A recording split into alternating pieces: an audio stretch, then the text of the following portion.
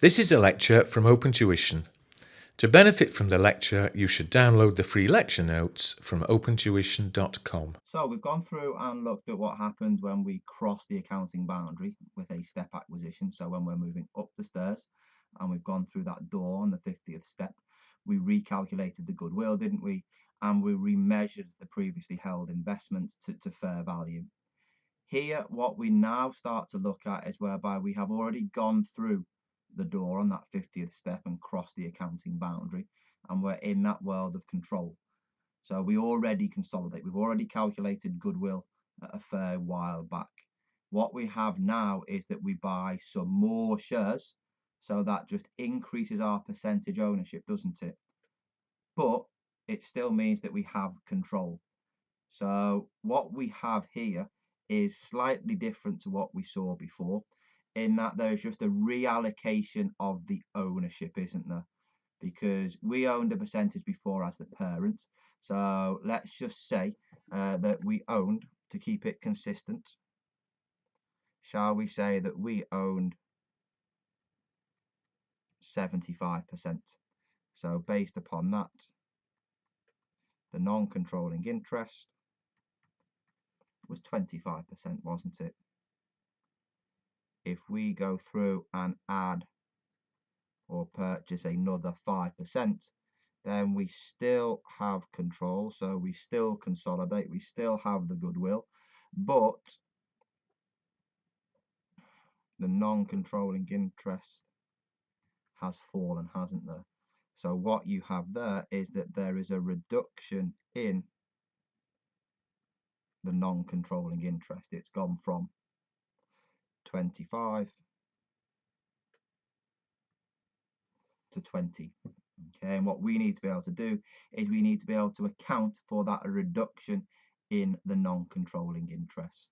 So what you've got there is, when you're looking at a reduction in non-controlling interest, the reduction to a non-controlling interest balance, well, non-controlling interest is equity, isn't it? So it is a credit balance.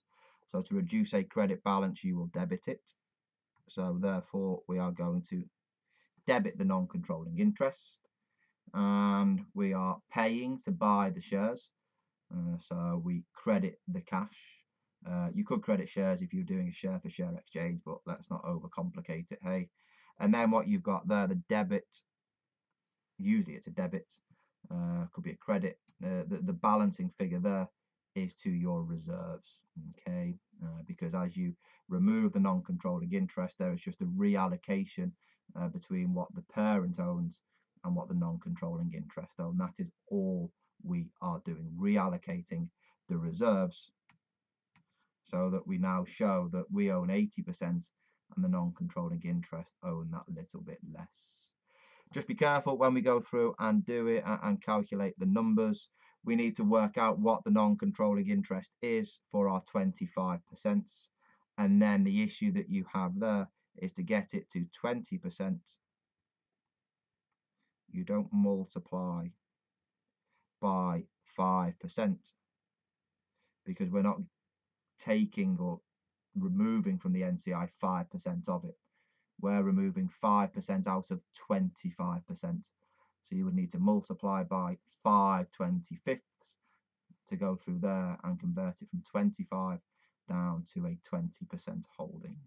Okay, so do just be careful there. If we go through there and have a look at the example that you've got at the bottom, it says, example, Jeremy continuing from the previous example, on the 31st of December X5, Jeremy acquired a further 5%. Is it there for 8 million? So that will be our credit entry. Is it there to the bank? And it says that David had made profits since being acquired by Jeremy. Is it there of 10 million? Okay, so in the post-acquisition period, the non-controlling interest will have increased by the non-controlling interest share of those profits. So given that we were at 75%, the NCI share will have been 25%. So we can work out what the NCI was at the date whereby we changed from a 75 to a 80% holding. And we can then work out the change in the NCI to work out the change in the parent reserves, can't we? So what you've got there if we go through and throw in a blank page of paper, we're looking to credit my bank. So let's get the easy bits first. We credit the bank. Is it there with the 8 million? I need to debit my non-controlling interest, and then I will either debit or credit the reserves. So we shall put that in as a balancing figure. Key bit is I need to work out what that debit to the non-controlling interest is. So we are looking there at our 25% NCI holding. So we take the non-controlling interest at acquisition. So I think that was at 32 from the earlier example in the previous video, to which we need to add on 25% of the post-acquisition profit of 10. So does that give me 2.5, which gives me 34.5, isn't it? I then, to convert it into 20% NCI holding, then what we need to do is we need to divide by 25, multiply by 5, so 5/25 of the 34.5, I think, gives me 6.9. If I then substitute that 6.9, so just check on your calculator that that is right, I debit the non-controlling interest with 6.9 million, and then I debit my reserves with the balancing figure, is that 1.1 million. Okay, that's it. I think you just really need to be careful with the percentages, that you don't take 5%, but you take 5/25. Again, whereabouts is that adjustment made? Well, when we looked at the group statement of changes in equity, we said changes in group structure will be important when it comes to looking at the group statement of change in equity. So that debit to the NCI, reducing the NCI, that debit to reserves, reducing the equity attributable to the parent, is an adjustment in the group statement of changes in equity. Okay, here I'm not too worried. I just want you to process the debits and the credits. Excellent. So to go through and show you how the change in ownership, whereby we had control and still have control as part of a step acquisition, is dealt with regards to the group statement of changes in equity, we've got just one of the sample questions from the mock exam that's in there. So what you've got is, if you look at the information that you're given, it gives you an extract from the consolidated statement of changes in equity for the JK group. So again, you can see the equity attributable to the owners of the parents, and you can see the non-controlling interest. Again, you see things that we've looked at in the earlier sessions. You've got the opening figures at the start. You've got the figures from comprehensive income attributable to the parent at the 1280, and the amount attributable to the NCI is it there at 150. You can see the dividends paid.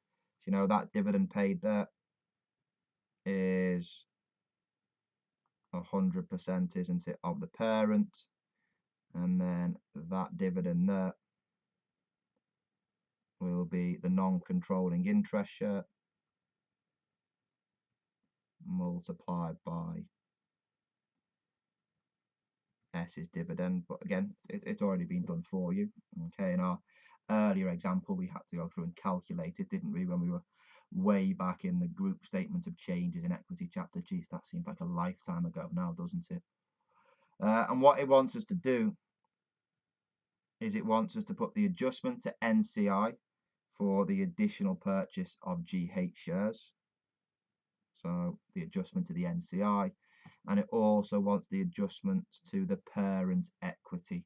Okay, and it's one of those drag and drop questions. So you need to take one of the values from here and drop it in to there, don't we? So one's going to go into the parents column and one is going to go into the non-controlling interest column, isn't it? we go. So what we need to do is we need to make sure that we put in the correct numbers, don't we? So what have we got? Well, it says JK owns 70% of the share capital of GH at December X2, and we purchased a further 20% on the 31st of December X3 for 520,000. So that there's quite a lot that we can gather from that information there. We had, was it 70%, wasn't it? And what we've done there is we've purchased a further 20%, which takes us to 90%, doesn't it? So the NCI was equal to 30. The NCI is now equal to 10. So there is a reduction in the non-controlling interest, isn't there? We need to reduce that non-controlling interest to 10% by taking 20/30ths, don't we? Because the original non-controlling interest was worth 30%, so we can work out what each percentage was by dividing by 30. And to account for the 20 change, we can multiply by 20, can't we? Key bit is we need to know what the non-controlling interest was valued at when it was at 30%. What we were also told as well is, I think we were told the amount that we had paid.